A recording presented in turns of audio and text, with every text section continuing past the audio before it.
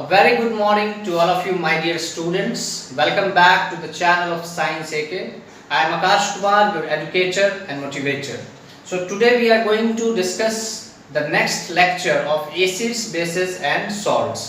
तो एसिड्स तक का पार्ट हमने कंप्लीट कर लिया था। आज हम लोग चर्चा करेंगे, डिस्कस करेंगे बेस के बारे में। ठीक है, तो सब कुछ सेम रहेगा। मैंने मेनली जो 90% कॉन्सेप्ट था आपको एसिड में ही समझा दिया है, किस तरह से ब्रेक डाउन होगा, क्या कंडीशंस हैं एसिड्स कहलाने के लिए, तो सब कुछ सेम डिटो रहेगा यहाँ पे भी।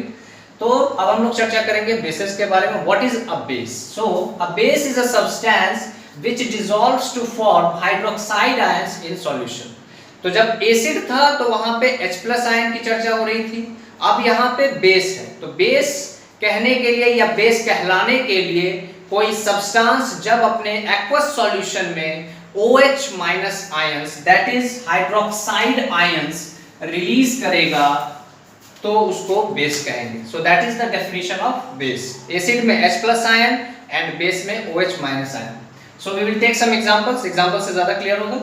सो मान लीजिए NaOH, ये हमारा सोडियम हाइड्रोक्साइड है ना। तो इसका जब वाटर के प्रेजेंस में ये ब्रेक डाउन करेगा, तो क्या ब्रेक डाउन करके क्या फॉर्मेशन करता है, ये Na+ है ना, मेटल का आयन बनाएगा हमारा यहाँ पे कैटायन, और OH- that is the hydroxide ion. यही हमारा हाइड्रोक्साइड आयन है, जिसके रिलीज होने के कारण NaOH हमारा क्या कहलाएगा, बेस कहलाएगा। तो सोडियम हाइड्रोक्साइड, ये सारे फार्मूलाज क्लास 9 में ऑलरेडी मैं पढ़ा चुका हूं आप लोगों को। तो NaOH जो सोडियम हाइड्रोक्साइड है that is a base, and why it is known as a base? Because it releases OH- ions in its aqueous solution, that means in the presence of water. Same है KOH potassium hydroxide, ये भी water के presence में जब react करेगा तो क्या बनाएगा, K+ and OH-, same hydroxide है। तो this was the definition of a base and two simple examples to understand the definition. तो सबसे पहले इसको नोट डाउन कीजिए, then you will see the next concept. So now we will see the next point. मैंने देखिए एक note देके एक पॉइंट लिखा है that most of the bases don't dissolve in water but some do, कि ज्यादातर जो बेस होते हैं वो पानी में डिसॉल्व नहीं करते हैं, OH- आयन रिलीज नहीं करते हैं। बहुत कम ही ऐसे बेस होते हैं जो कि एक्वस सॉल्यूशन में OH- आयंस रिलीज करते हैं। ठीक है, so next term is alkali. What is an alkali? So an alkali is a base which is soluble in water. ठीक है, तो क्लास 10th में जब भी हम अगर बेस बोल रहे हैं तो वहां समझना है कि that we are studying about the alkalis, those bases which are soluble in water. तो हम लोग अभी अगर बेस बोले इस चैप्टर में या alkali बोले, दोनों सेम चीज होगा, बिकॉज हम लोग alkali की ही चर्चा करेंगे, क्योंकि alkali वो बेस होते हैं जो कि पानी में क्या होते हैं, soluble होते हैं, डिसॉल्व होते हैं। ठीक है, तो इससे क्या कंक्लूजन निकलता है, that all alkalis are bases, सारे एल्केलीज बेस होंगे, but all bases are not alkalis. कहने का मतलब क्या है कि सारे बेसेस जो होंगे पानी में डिसॉल्व नहीं करते हैं, कुछ ही करते हैं, और जो करते हैं उनको एल्केलीज बोला जाता है। That's why all alkalis are bases but all bases are not alkalis, क्योंकि हर बेस क्या होता है, पानी में OH- आयन रिलीज नहीं करेगा। तो ये इसका कॉन्सेप्ट है, इसको सबसे पहले नोट डाउन कीजिए, एग्जांपल को नोट डाउन कीजिए, then we will see the strong and weak base. सब कुछ सेम चलेगा जैसे एसिड का चल रहा था, स्ट्रॉन्ग एंड वीक एसिड, तो हम लोग स्ट्रॉन्ग एंड वीक बेसिस की चर्चा करेंगे। सो नेक्स्ट अब हम लोग बात करेंगे स्ट्रॉन्ग एंड वीक बेस के बारे में। ठीक है, तो जैसे स्ट्रॉन्ग एसिड का कॉन्सेप्ट था कि वैसे एसिड्स जो कि पूरी तरह से आयोनाइज हो जाते थे H+ आयंस में, तो सेम यहाँ पे भी चलेगा। स्ट्रॉन्ग बेस का डेफिनेशन क्या हो जाएगा, a base which completely ionizes in water and thus produces OH- ions। तो वैसे बेस जो कि पानी में completely ionize हो जाएंगे, ionize होने का मतलब अब क्रिस्टल क्लियर होना चाहिए, that means ions में ब्रेक डाउन हो जाएंगे और OH- आयन बहुत ज्यादा लार्ज अमाउंट में क्या करेंगे, प्रोड्यूस करेंगे, तो उसको हम लोग क्या बोलेंगे, स्ट्रॉन्ग बेस बोलेंगे। ठीक है, एग्जांपल जैसे कुछ स्ट्रॉन्ग बेसेस का, sodium hydroxide, potassium hydroxide, these are the few examples of strong bases। Coming next to the weak base, a base which is partially ionized in water। partially का कहने का मतलब आधा, है ना, पूरी तरह से आयोनाइज नहीं होगा, पूरी तरह से OH- आयन बहुत कम अमाउंट में इसमें क्या होगा, प्रोड्यूस होगा, है ना, लार्ज अमाउंट में, एक्सेस अमाउंट में नहीं होगा, तो इसको क्या बोलेंगे, वीक बेस बोलेंगे। इसका एग्जांपल मैग्नीशियम हाइड्रोक्साइड MgOH का whole twice, calcium hydroxide CaOH का होल ट्वाइस। यहाँ होल ट्वाइस आने का रीजन क्या है कि OH- आयन है, तो OH- की वैलेंसी -1 होगी यहाँ पे, और Mg की वैलेंसी क्या है, 2 होगी। वैलेंसी का ट्रांसफर होता है, ये सब क्लास 9th में ऑलरेडी बता चुका हूँ। ठीक है, तो इसको सबसे पहले नोट डाउन कीजिए, the definition and example of a strong and weak base. Now we will discuss about the properties of bases. So now we will discuss about the properties of bases. ठीक है, तो properties of bases में सबसे पहले test के बारे में आते हैं. जैसे एसिड का सार टेस्ट था, तो एसिड का टेस्ट सार था और बेस का टेस्ट होता है बिटर. तो बिटर इन टेस्ट, सोपी टू टच. जैसे साबुन आप लोगों ने देखा है कि उसका क्या होता है, सोपी टू टच होता है. तो साबुन भी हमारे क्या एक बेस का एग्जांपल है. ठीक है, तो सोपी टू टच, इसका टच में सोपी जैसा फील होता है. अब हम लोग देखते हैं टेस्ट विद इंडिकेटर्स, कि इंडिकेटर्स के साथ इसका जब टेस्ट होता है बेस का, कुछ इंडिकेटर्स नेचुरल और आर्टिफिशियल के साथ, तो ये क्या चेंज आता है उसमें. तो जैसे फर्स्ट ऑफ ऑल है कि एसिड में ब्लू लिटमस रेड हो जाता है, तो यहाँ पर रेड लिटमस क्या हो जाएगा, ब्लू हो जाएगा, है ना, जस्ट अपोजिट चलेगा एसिड्स के. फिर हमारा नेक्स्ट है टर्मरिक, हल्दी, that is of yellow colour, natural indicator है. उसका जो कलर बेस के साथ रिएक्ट करता है, that changes into the red colour. Next है हमारा मिथाइल ऑरेंज, ऑरेंज कलर का है. ये जब बेस के साथ रिएक्ट करता है तो ये येलो कलर देता है, पीला कलर देता है. और फिनोल्फथलीन जो कि ओरिजिनली कलरलेस होता है, but when it reacts with a base the changes to the colour of pink. तो इसको सबसे पहले नोट डाउन कीजिए, some properties of bases. Now we will see some more properties regarding with base. So the next property of the base is that bases react with some metals to form hydrogen gas, है ना.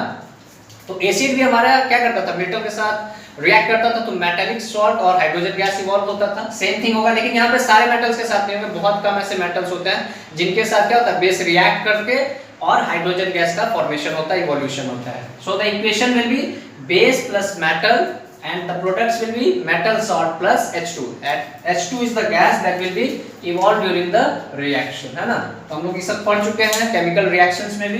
तो example लेना है, जैसे हमारा base हो गया sodium hydroxide, that is the base, and हमने मेटल ले लिया जिंक. तो ठीक है, तो इसमें हमारा क्या बनेगा, सबसे पहले देखिए इक्वेशन लिखने का आसान तरीका मैं बताता हूँ, बच्चों को इसमें दिक्कत होती है. सबसे पहले हाइड्रोजन गैस तो इवॉल्व होना ही होना है, तो H2 हम लोग पहले लिख लेंगे. उसके बाद जो हमारा बच जाएगा, सोडियम बच जाएगा, जिंक बच जाएगा और ऑक्सीजन बन जाएगा. तो इससे हमारा मेटालिक सॉल्ट, मेटल सॉल्ट तैयार होगा, that will be sodium zincate. इसका नाम क्या होगा, sodium zincate, and the chemical formula is Na2ZnO2. तो इस तरह से बेस जो है कुछ मेटल्स के साथ रिएक्ट करके मेटालिक सॉल्ट और हाइड्रोजन गैस तैयार करते हैं. तो सबसे पहले इसको नोट डाउन कीजिए, then we will see the next property related with the bases. तो सबसे पहले इस इक्वेशन को और इस एग्जांपल को सब लोग नोट डाउन कर लीजिए, तो फिर हम लोग नेक्स्ट पार्ट देखते हैं. सो अगली जो प्रॉपर्टी है बेस की, वो क्या है कि बेस जब किसी एसिड के साथ रिएक्ट करता है तो सॉल्ट और वाटर का फॉर्मेशन करता है. ये रिएक्शन हम लोग एसिड्स में भी पढ़ चुके हैं, वहां एसिड और बेस ने किया था, यहाँ भी सेम है. And this is the neutralisation reaction. दोबारा पढ़ रहे हैं क्योंकि बेस की भी प्रॉपर्टी है कि जब ये एसिड के साथ रिएक्ट करता है तो सॉल्ट और वाटर का फॉर्मेशन करता है. सिंपल एक एग्जांपल लेंगे क्योंकि बहुत सारे एग्जांपल्स ऑलरेडी मैंने प्रीवियस लेक्चर्स में करा रखा है. ये सोडियम हाइड्रोक्साइड हमारा बेस हो गया, H2SO4 सल्फ्यूरिक एसिड. तो जब ये दोनों रिएक्ट करते हैं तो हमारा सॉल्ट Na2SO4 सोडियम सल्फेट तैयार होता है और साथ ही साथ वाटर का फॉर्मेशन होता है. तो इससे होल समझ में क्या आता है कि हमारा एसिड से रिलीज होता है H+ H2SO4 से क्या रिलीज हो रहा है, यहाँ से रिलीज हो रहा है H+, इससे रिलीज हो रहा है OH-, दोनों कंबाइन करते हैं. This is the neutralisation reaction and here is the formation of water. तो इस तरह से एसिड प्लस बेस रिएक्ट करके सॉल्ट प्लस वाटर का फॉर्मेशन करते हैं और इस रिएक्शन को हम लोग न्यूट्रलाइजेशन रिएक्शन बोलते हैं. तो इसको नोट डाउन कीजिए, फिर हम लोग देखेंगे the next property of the base. So अब हम लोग देखते हैं बेस का लास्ट प्रॉपर्टी, कि कोई भी बेस जब किसी नॉन मेटेलिक ऑक्साइड या नॉन मेटल ऑक्साइड से रिएक्ट करता है तो ये सॉल्ट प्लस क्या बनाता है, वाटर बन. जैसे एसिड्स क्या करते थे, मेटल ऑक्साइड के साथ या मेटल हाइड्रोजन ऑक्साइड या कार्बोनेट के साथ जब रिएक्ट करते थे तो सॉल्ट और वाटर का फॉर्मेशन करते थे. उसी तरह से जब बेस नॉन मेटेलिक ऑक्साइड के साथ रिएक्ट करते हैं तो सॉल्ट और वाटर का फॉर्मेशन. इसके लिए एग्जांपल देखना है, जैसे नॉन मेटल क्या है, कार्बन है हमारा, इसका oxide, that means CO2 carbon dioxide. तो when carbon dioxide reacts with calcium hydroxide that is a base, then the products are calcium carbonate that is the salt and water H2O. इसका formation होता है. तो ये आप लोगों ने देख लिया कि नॉन मेटल ऑक्साइड बेस के साथ रिएक्ट कर रहा है तो सॉल्ट हो गया हमारा कैल्शियम कार्बोनेट और ये हमारा क्या हो गया, वाटर का फॉर्मेशन हो गया. तो ये एसिड और बेस तो अब कंप्लीट हो गया पूरी तरह से. तो अब हम लोग देखते हैं कि इससे कंक्लूजन क्या निकलता है. जैसे वाटर में H+ और OH दोनों ब्रेक डाउन होता है क्योंकि H2 मैंने बताया था पोलर मॉलिक्यूल है. तो किसी भी सॉल्यूशन का एसिडिक होना या बेसिक होना किन बातों पे निर्भर करता है? उनके कंसंट्रेशन ऑफ H+ और OH- आयन के। कि अगर amount of H+ is much greater than amount of OH- ions, that means the solution will B acidic, it will be a acidic solution. और जब यही OH- जो एसिड और base का हम लोग बात करते हैं ना, तो एसिड कहने का मतलब उसमें OH- आयन भी रिलीज होता है बिकॉज वाटर भी है उसमें, लेकिन H+ आयन का जो रिलीज होता है इतना ज्यादा होता है एक्सेस अमाउंट में कि उसका एसिडिक नेचर हो जाता है। और इसी तरह से बेसिक सॉल्यूशन होने के लिए क्या कंडीशन है कि जब amount of OH- ion will be much greater than amount of H+ ion, then the solution will be basic. So ये आपका एसिड्स और बेसिस का प्रॉपर्टी पूरी तरह से कंप्लीट होता है। Now we will see the pH value and the pH scale. So now we will discuss about the strength of an acid and base, कि बेसिड और एसिड और बेस के पावर की स्ट्रेंथ की चर्चा करेंगे, उनके कंपैरिजन करेंगे और देखेंगे कि किस फैक्टर पे किसी भी एसिड और बेस का स्ट्रेंथ डिपेंड करता है। तो सबसे पहले 1909 में साइंटिस्ट सोरेनसन ने एक डिवाइस निकाला है ना, जिसको हम लोग pH स्केल बोलते हैं, है ना। और इसी pH स्केल पे हम मेजर करते हैं the strength of N acid और अ बेस, है ना। तो P स्टैंड्स फॉर पोटेंज, और P जो है यहाँ पे हम लोग लिखते हैं स्मॉल से, लिखने का तरीका सीखना है, P small and H is capital. तो P बता रहा है potenz, that means power, and H is the hydrogen ion concentration. ठीक है, तो ये हमारा pH scale, that means P stands for potenz and H stands for hydrogen ion concentration. और जो मेन पॉइंट है, जो नोट देने वाली बात है कि यहाँ पे जो pH वैल्यू होता है, तो ये जो pH वैल्यू है that is inversely proportional to the molar concentration of hydrogen ions. कहने का मतलब इसका इनवर्स रिलेशन। तो इससे क्या कंक्लूजन निकलेगा, इसको भी अब हम लोग देखेंगे कि what conclusion we derive from here. कहने का मतलब कि H+ आयन ज्यादा होगा। तो H+ आयन किसमें ज्यादा होता है? एसिड सॉल्यूशन में। तो एसिड का H+ आयन ज्यादा है, इसका मतलब सॉल्यूशन क्या है हमारा? एसिड है, सब्सटेंस एसिड है। और H+ आयन ज्यादा होगा तो इनवर्स रिलेशन है, दैट मींस कि pH वैल्यू हमारा क्या हो जाएगा? कम हो जाएगा। तो इससे क्या कंक्लूजन निकला कि एसिड्स का जो pH वैल्यू होता है वो कम होता है।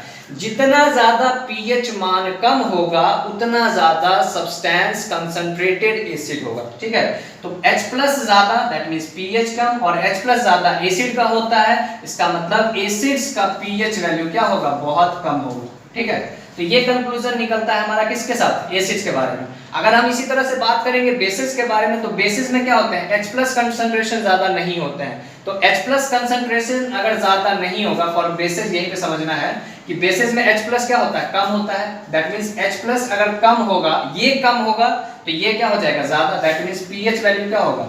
ज्यादा हो जाएगा। इससे क्या कंक्लूजन निकला कि बेसिस का हाइड्रोजन, उसमें हाइड्रोक्साइड आयन का कंसंट्रेशन ज्यादा होता है, ना कि हाइड्रोजन आयंस का। हाइड्रोजन आयंस का, हाइड्रोनियम आयंस का कंसंट्रेशन एसिड में ज्यादा होता है। तो बेसिस में H+ come, that means pH value is maximum, है ना। तो इस तरह से क्या होगा कि हम जानेंगे कि एसिड का pH वैल्यू कम होता है और बेसिस का pH वैल्यू क्या होता है? ज्यादा होता है। तो सबसे पहले इसको नोट डाउन कीजिए, फिर हम pH स्केल पे चर्चा करेंगे कि कैसे डिनोट करता है सबको।